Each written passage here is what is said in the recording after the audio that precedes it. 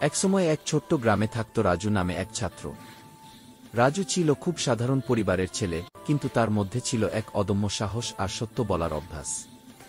সে কখনো মিথ্যা বলত না, যত বড় বিপদই আসুক না কেন। রাজু গ্রামের প্রাথমিক বিদ্যালয়ে পড়ত। প্রতিদিন ভোরে ঘুম থেকে উঠে মাকে কাজে সাহায্য করত, তারপর স্কুলে যেত।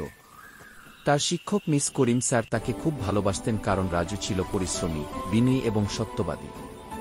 একদিন স্কুলে একটা বড় ঘটনা ঘটল। হেড স্যার দেখলেন স্কুলের অফিস থেকে দানবাক্সের টাকা হারিয়ে গেছে। সবাই হতবাক, কেউ জানে না টাকা গেল কোথায়। হেড স্যার রেগে বললেন, যে এই কাজ করেছে যদি এখনই স্বীকার না করে, পুরো ক্লাসকে শাস্তি দেওয়া হবে। সব ছাত্র চুপ, কেউ মুখ খোলে না।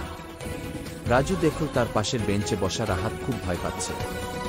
রাজু ধীরে ধীরে তার কাছে গিয়ে জিজ্ঞাসা করল, রাহাত, তুই কিছু জানিস? রাহাত কেঁদে ফেল। আমি ভুল করে বাক্স খুলে কিছু টাকা নিয়েছিলাম, ভেবেছিলাম কেউ জানবে না। এখন খুব ভয় লাগছে। রাজু কিছুক্ষণ চুপ করে রইল।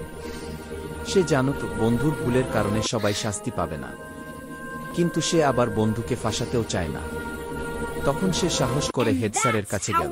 স্যার, রাজু বলল শান্তভাবে, আমি জানি কে টাকা নিয়েছে, কিন্তু সে এখন নিজের ভুল বুঝে খুব অনুতপ্ত।